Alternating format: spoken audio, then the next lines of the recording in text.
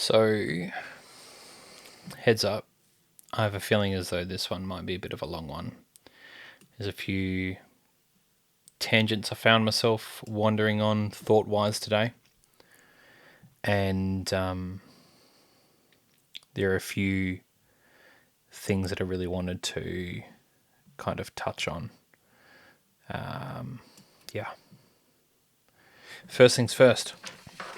I think I worked out how to quantify all the shit that I want to do over the course of the day. So ultimately what I'm wanting to get to is a figure that I can measure every day and just go like, am I getting closer to what I want to say, what I say my goals are. And yeah, so what I've done is I've got like, okay, so liters of water, calories, screen time, workout, business, working on business, all these different areas of my life that I want to hone in on.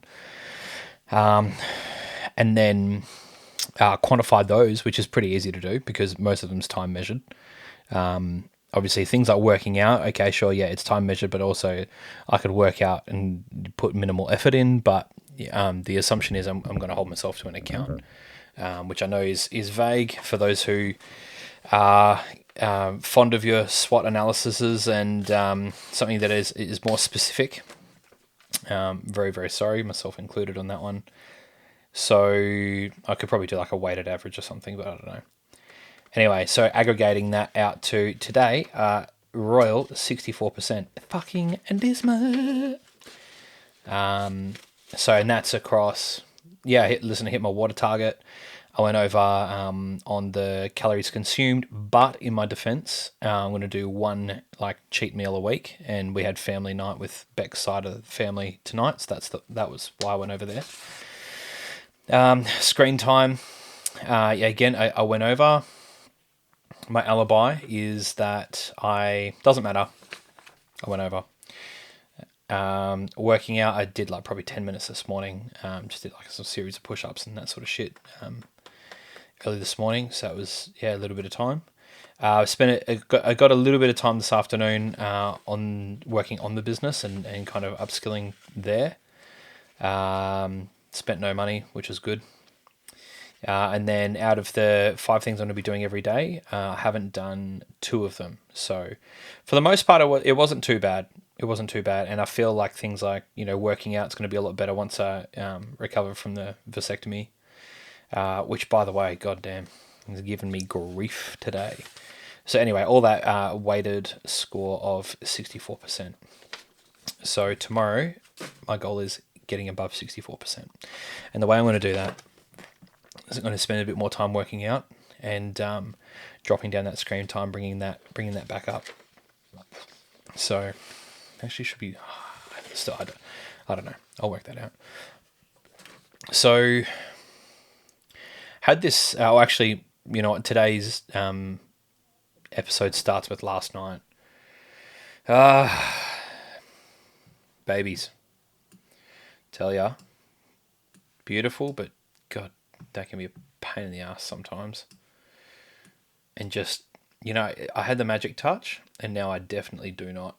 And it is frustrating. Like, Beck could just be able to bring him to me, and I'd just hold him, and I don't know if it was just my smell or, I run hotter or whatever it was, but, not anymore. He would just be sitting there and just every probably 30 seconds, just twitch, twitch, twitch. And just like wriggle and writhe and stuff. And I was like, oh, and he's every 2 hours waking up and then taking forever to go to sleep. And so I said to Beck, I was like, I'll take him. I just took him out to the couch. I literally laid on the couch and just held him in my arms. And so I had one arm over his arms like this. So his head was like up on my top chest here. And my other arm, so I was laying down sideways around his legs. And whenever he'd start wriggling and stuff, if he wriggles too much, he'll wake himself up and start crying. And everyone's asleep. It's like 10:30 at night. So like I would just like hold him as tight as I could so that he wouldn't be able to wriggle, and then he'd probably like do a little bit like this and then just go back to sleep for like 5 minutes and do it again. And so I held him like that for 2 hours. It was nearly, it was after 12:30. By the time I went back in, I said, Beck, your turn, put him on the tit and put him to sleep. So, and it is testing to say the least.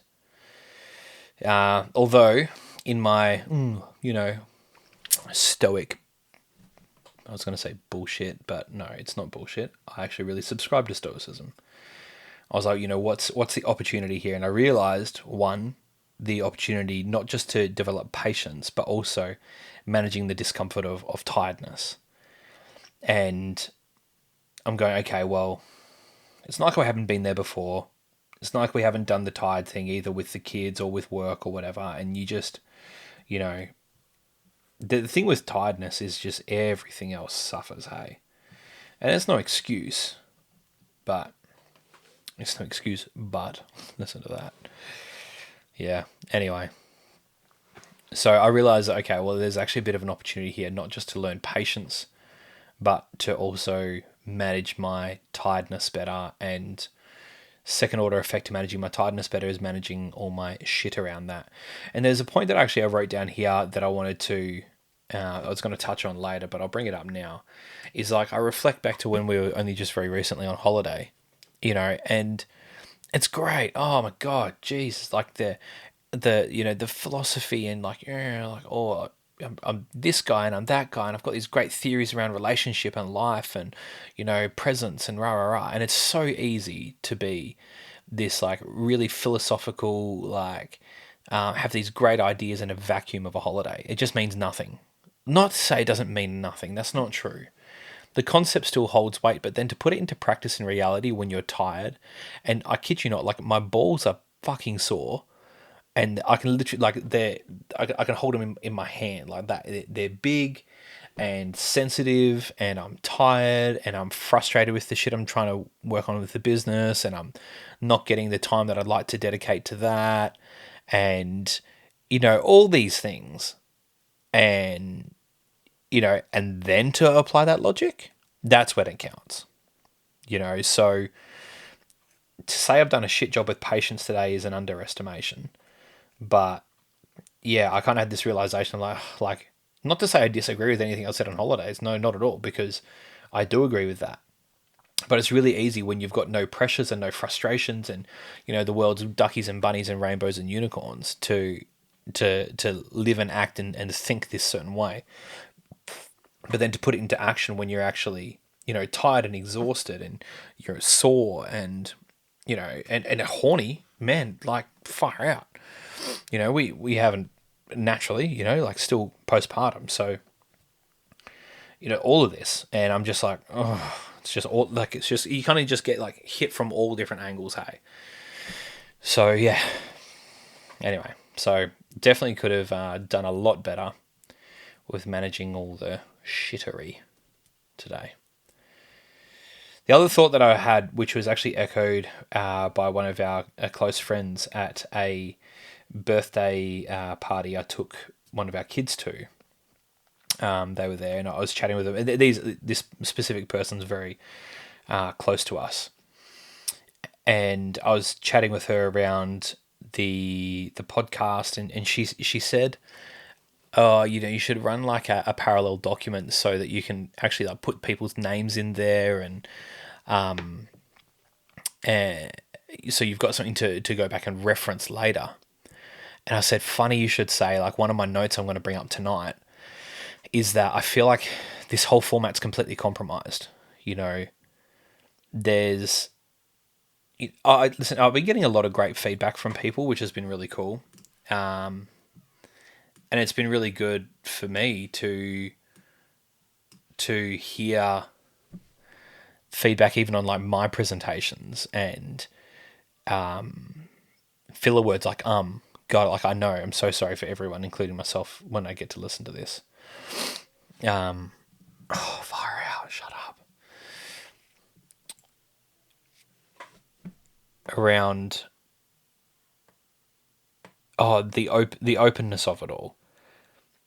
There are certainly people I would like to be able to. I would love just to just completely candidly just talk about every single element of my life, but I just know that there's some things that are not appropriate. And even there was a friend of ours I caught up with a while back now, and and they'd said to me, I was a bit concerned, not concerned, nervous to catch up with you because I know that our conversation is going to end up on your podcast.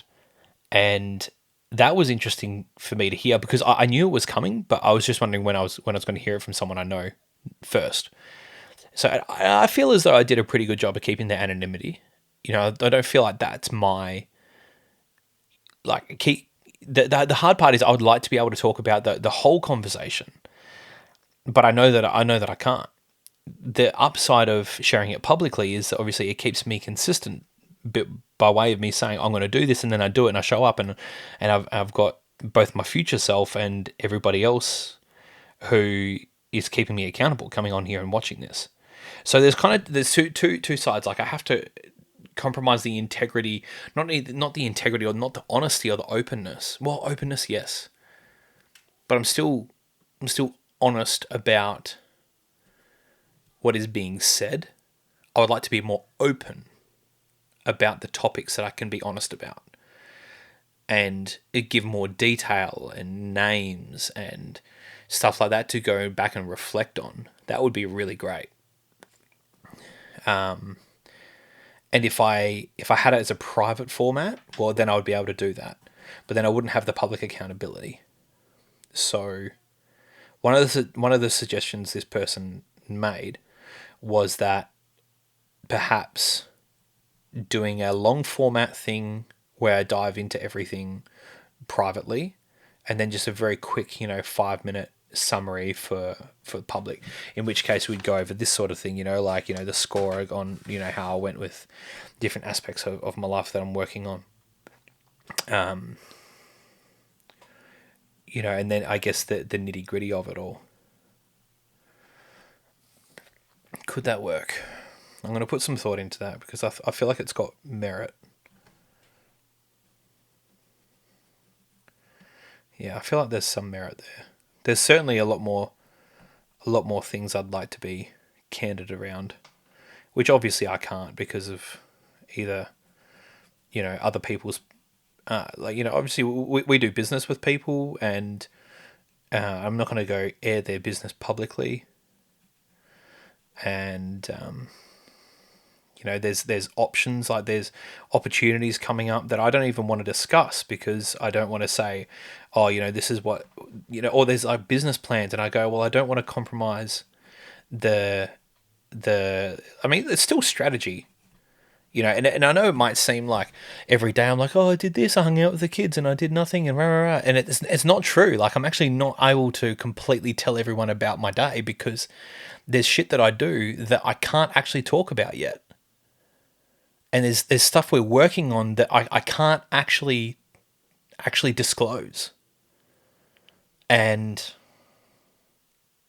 I don't know, I feel like I'm almost making myself out like, I've built this little business and then I'm able to just sit back and, just lap up this life of luxury. And it's not the case. There is, yeah, not to say that I'm not intentionally taking a lot of time off to be really present and help Beck with the kids and, adjusting to 4, especially with a new one that's restless and frustrating. Like he's waking every 2 hours, right?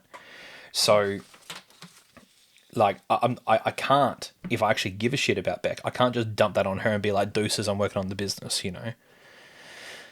So I'm very grateful. Goodness me, I'm very, very grateful for the team we have.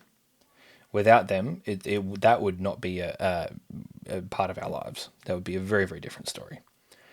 So, yeah. So it's a thing where I'm like, I would just love to be completely transparent with everything that's going on, all the options we're thinking. Like even like I'm thinking around changing like our company structure and all that, because when I play forward our scalability, I'm like, well, it actually needs to have a different structure and to be able to separate, have, yeah, I can't even say it. I can't.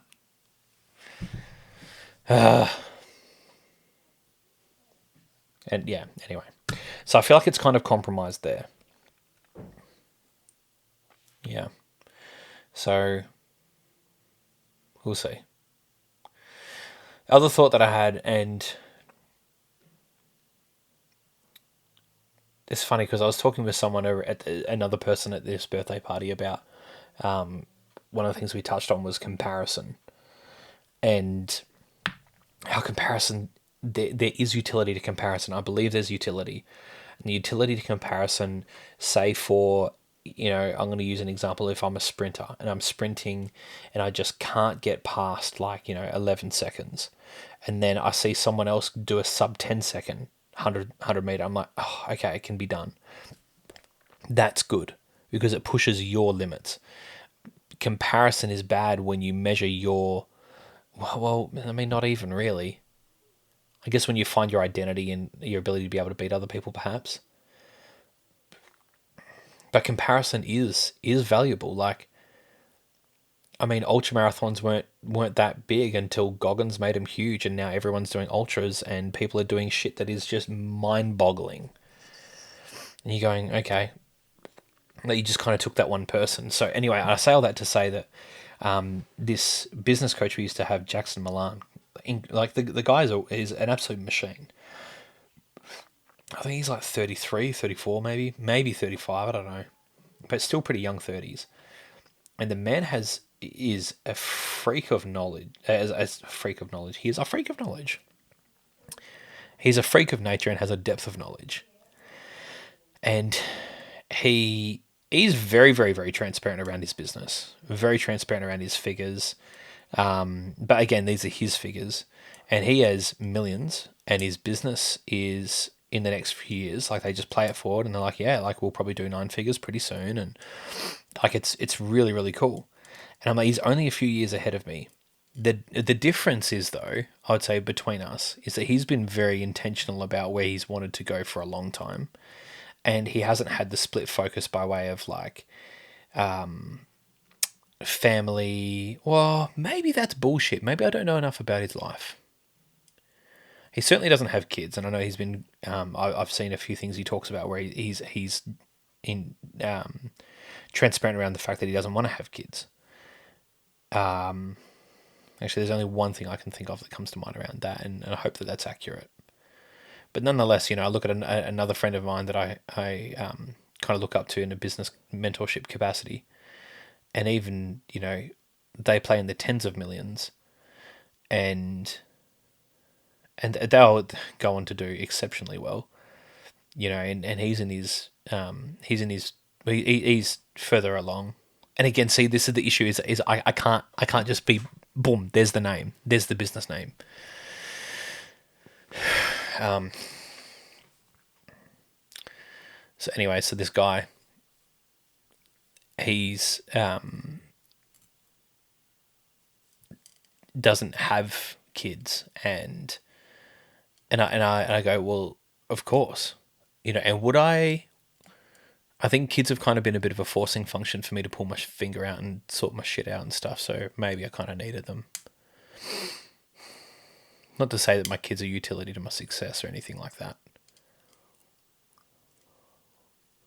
I don't know. And I find when I'm just like frustrated and edgy, I just start questioning and looking at everything, hey? In comparison and all that sort of shit. So I think that that's probably just part of it all.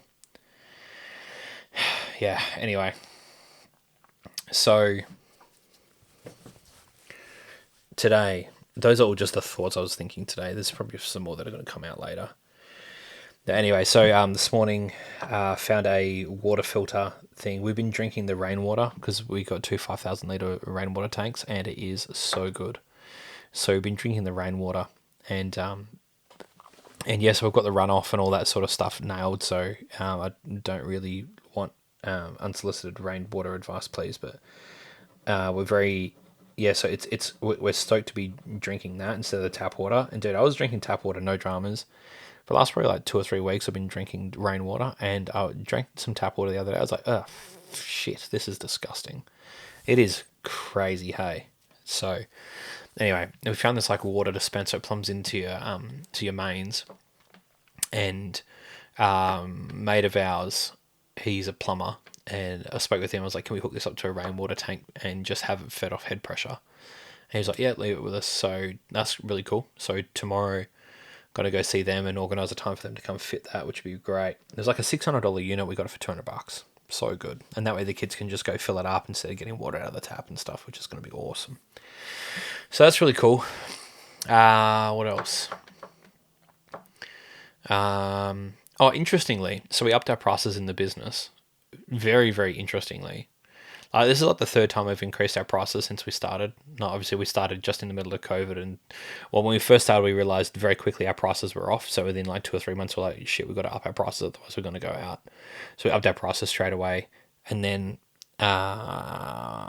when we moved to our new premises, so it was about 18 months ago, maybe just over about 18 months ago, we upped our prices then, and we were tossing up whether we were going to do it, and that was like, okay, well, ties it nicely, so we did. And then it was just last week we upped our prices for the third time since we started business. And it's always scary until you do it, and you're just like, shit, I should have done that months ago. And very interestingly, we increased our prices, and our sales volume has gone up as well. I don't understand consumer psychology sometimes, but cool, it's working, and it's a welcome relief. Because, after drilling down on our cost of goods so much, we were just going, our cost of goods have to shift.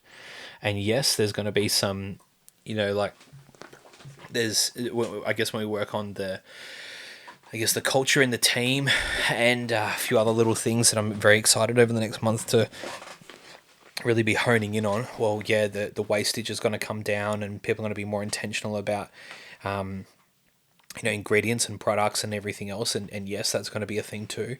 But the ultimately, like the top line needs to increase. The retail price of the things that we're selling need to increase, because we can't drive our cost of goods down any lower.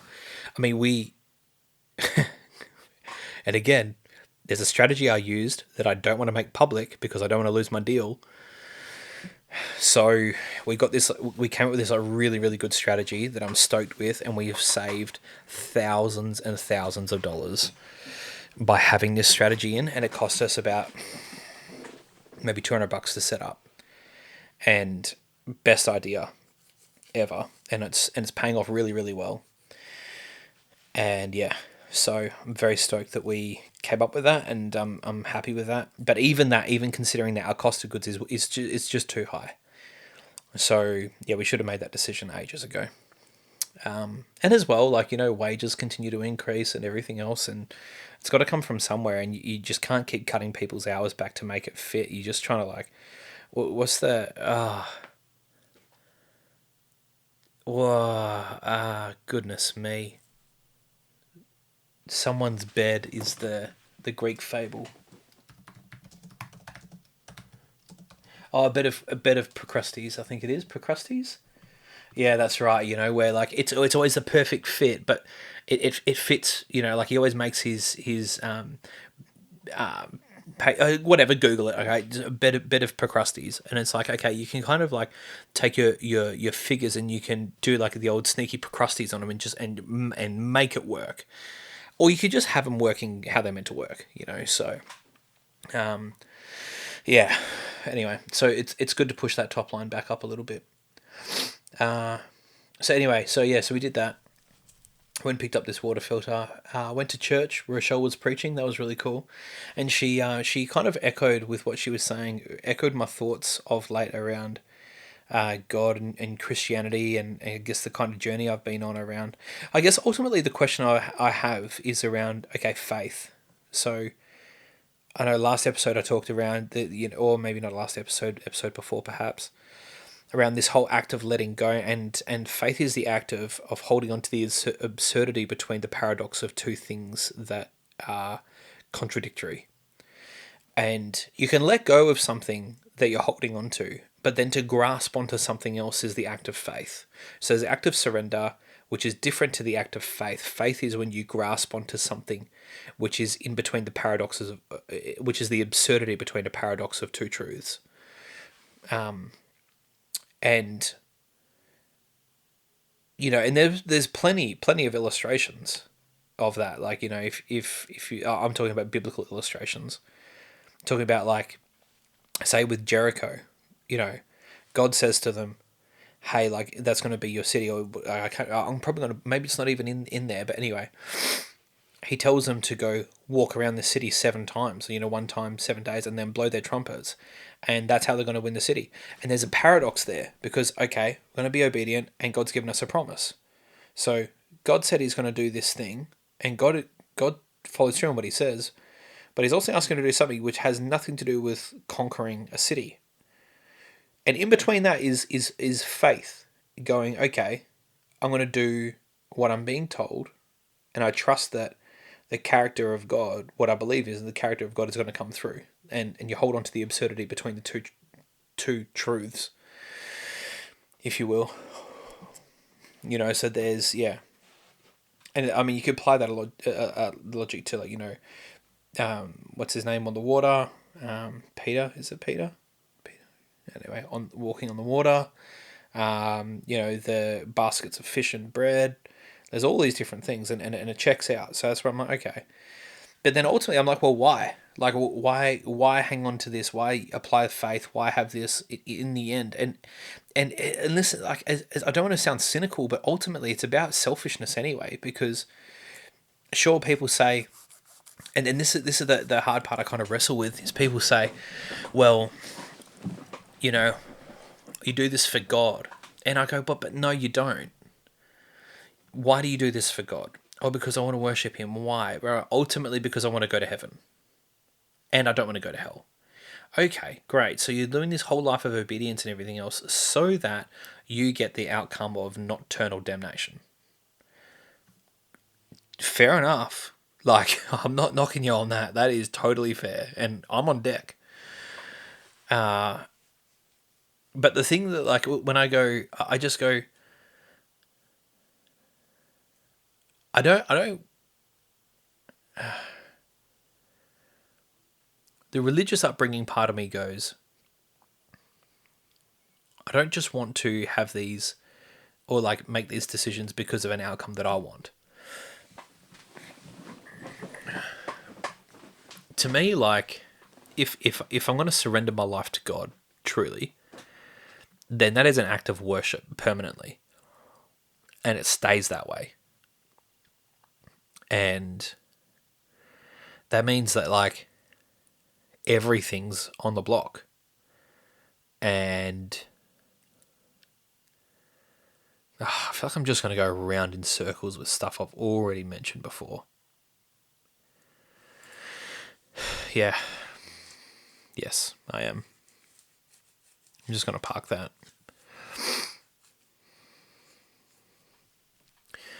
Anyway, my whole thing recently has been like, why should I follow Jesus? Because I'll be honest, I'm not doing it from a point of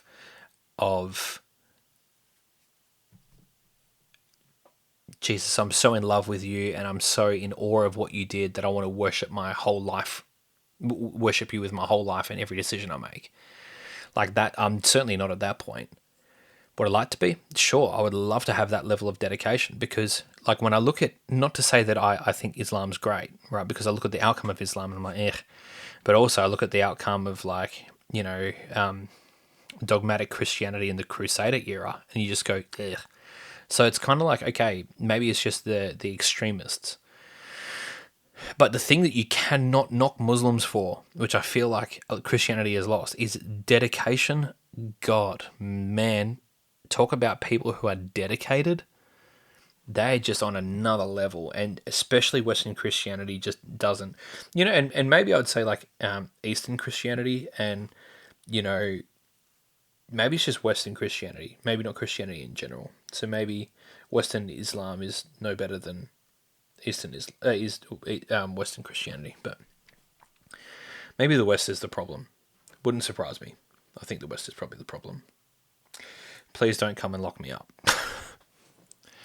Anyway, so maybe it's not. It's comfy. Maybe it is the problem. Yeah. But anyway, so going back to the whole, like, what Rochelle was preaching around, the best The best thing I could, if someone said, why should I follow Jesus? The best argument I could offer anyone is because I go, do I believe that Jesus genuinely modeled the best way for human beings to live and interact? Yeah, I do. Do I think he modeled probably the probably the most fulfilling way to live? Yeah, I do. And that might sound controversial, but and again, go read this guy, Michael A. Singer. He's got a book called The Untethered Soul. I'll grab it for you. I'll show you. This one here. Or go read his story. This guy is not a Christian. Practiced Buddhism and lived a life of surrender. So similar to that of Jesus, it's crazy. And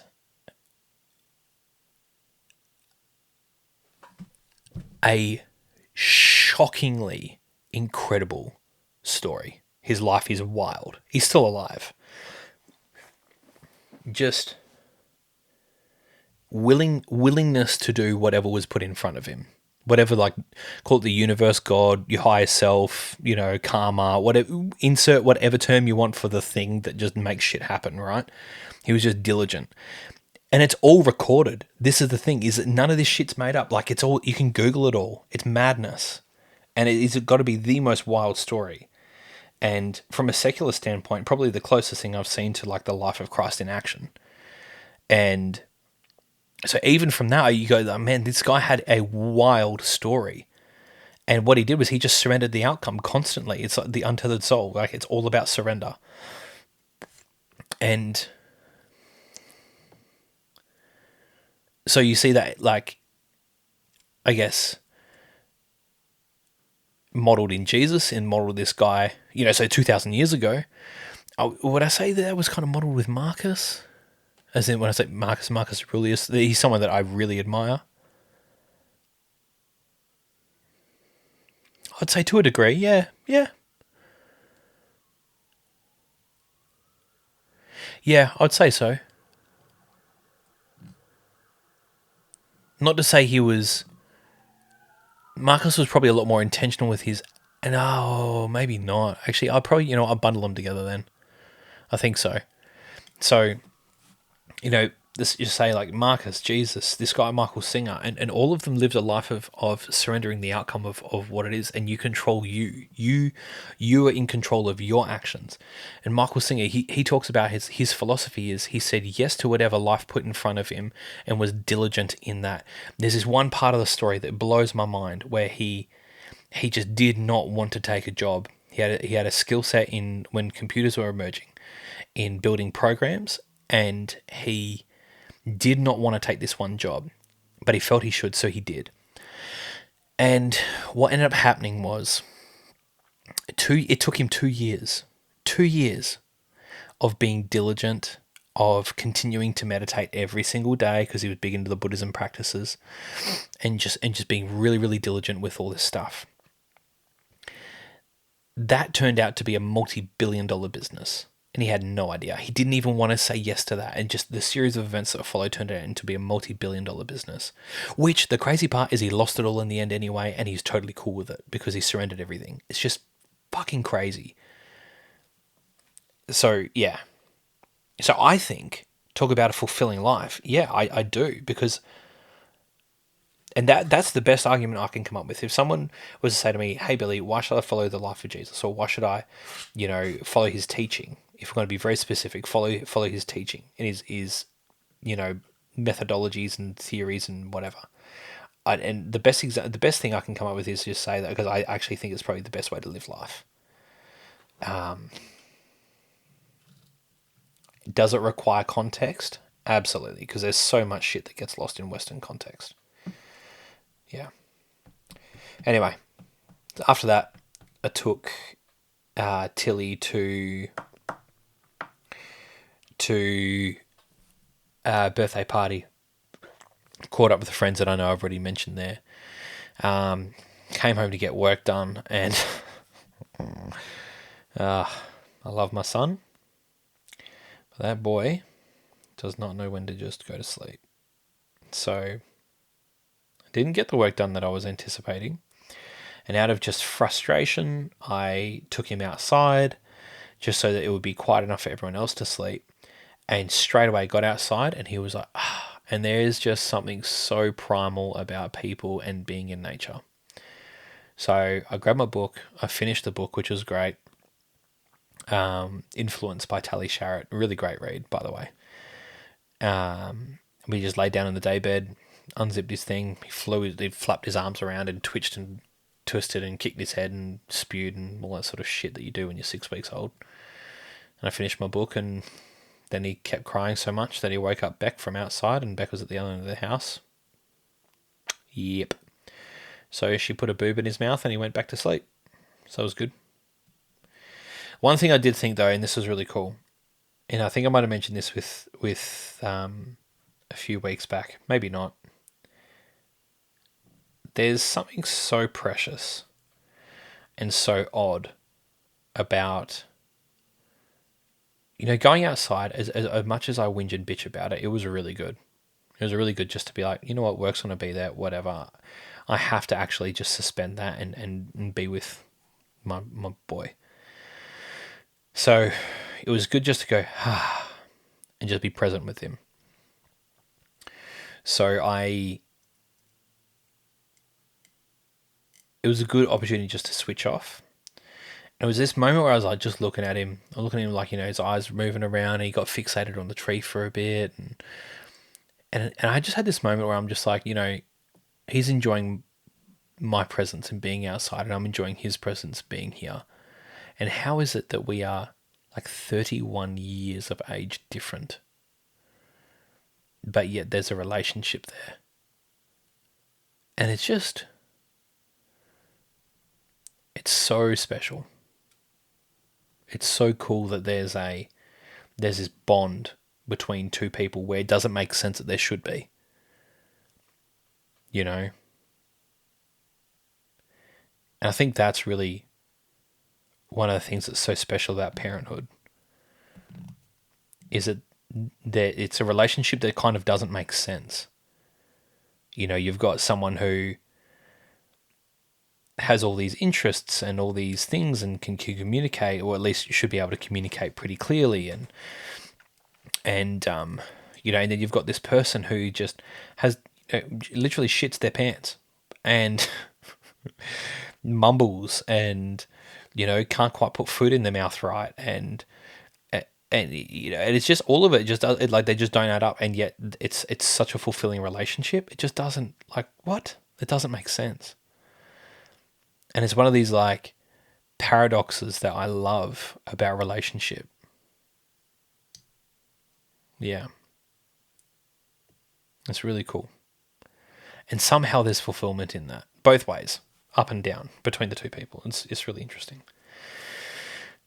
So yeah, anyway, family night, went out to the in-laws' place with Beck. Went out there and and so we did dinner and hung out and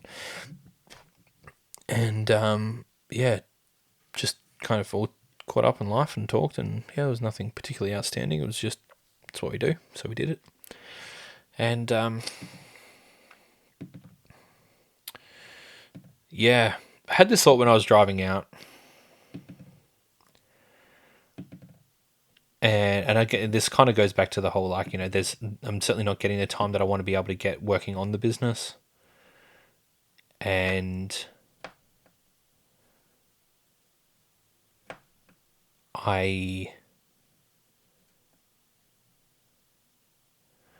there's just like, obviously with the lack of sleep and the discomfort with the vasectomy, and, I want to be working out, but obviously I don't want to bust my hole open with my ball sack and then just have to go get it fixed again. And so I'm like, just do it right. Just take your time, do it right.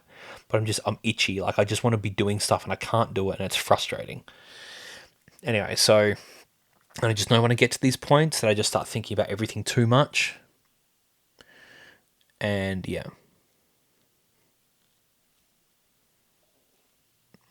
I'll share my thoughts anyway. I was going to just leave it there, but I'll share my thoughts. What I was thinking was this, like, bread and circus, right? I don't know who came up with it, but Let me just find out actually bread and circus.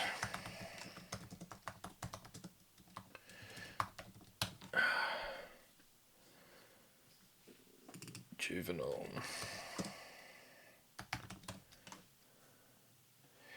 Okay, so yeah, so somewhere around about 100 AD. So this guy said, "Give them bread and give them bread and circus. Goodness me, give them bread and circuses, and they will never revolt." And that was by this guy in ancient Rome. And it makes you just look at everything nowadays. You look at, like, Netflix, Disney Plus. Look at the movies. You look at the social media. Look, YouTube. Although YouTube can be like genuinely informational, but for the most part, it's entertainment. And look at all these things, like that's just all circus, right? That's just entertainment. Keep their minds occupied. Bread, keep their bellies full, man. Keep you got your Maccas, your Hungry Jacks, like anything you can want to satiate your senses. It's done. It's there. And so what I was saying to Beck is, it's like, okay, like if I play it forward, where we want to build this really purposeful company with, like, it genuinely meets people's needs and is intentional, and it's not just there to make money and all these sorts of things, which are great and altruistic, and it has purpose, and business has to be a means to an end, and that end can't be money, and I believe that, and all these things. And then I go, okay, so let's just say we scale that up and we get it, we nail it, and and we do this. Well, it's going to result in quite an extraordinary amount of wealth for us. Okay, so we do that, and then we get to the level where now those around us, because most people get there with bread and circus by doing that, by just playing the bread and circus game. And I'm like, I feel like for us to take the next level, and I feel like it, and maybe I'm just talking shit because I don't really know what it's like to play at that level, right? Well, like, for us to really, like, to play at the next level, we kind of have to be playing the bread and circus game. And I'm like, but I don't fucking want to play that game.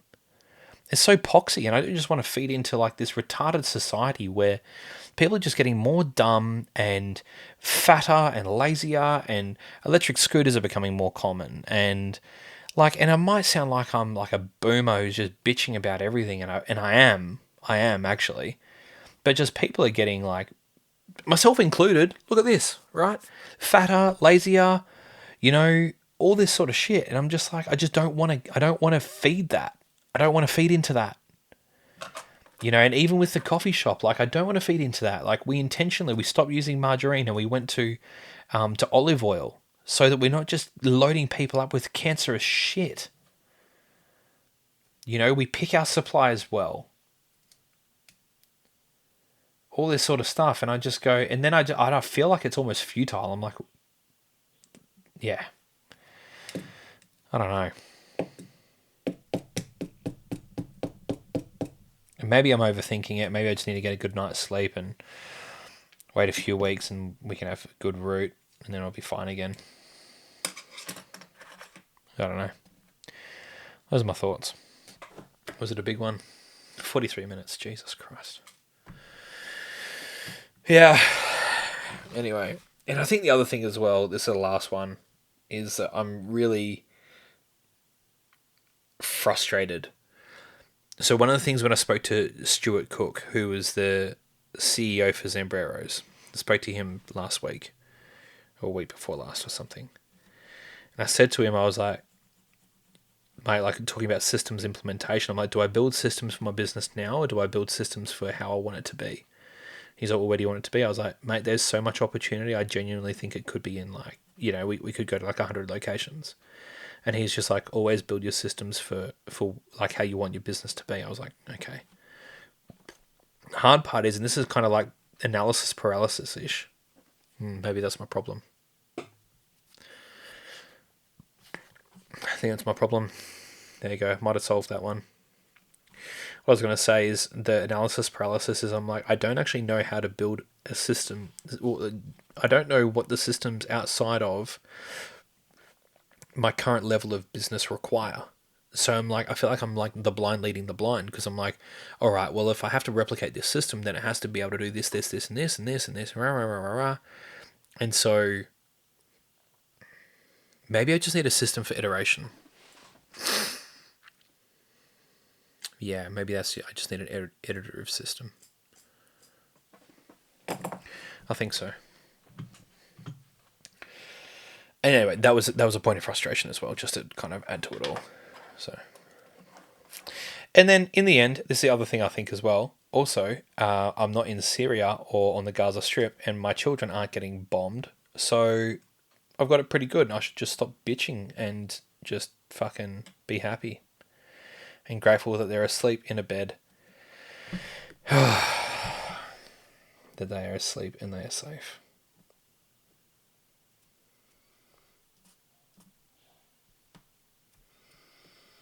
Yeah. I really don't have anything to bitch about. Life's good. That's that.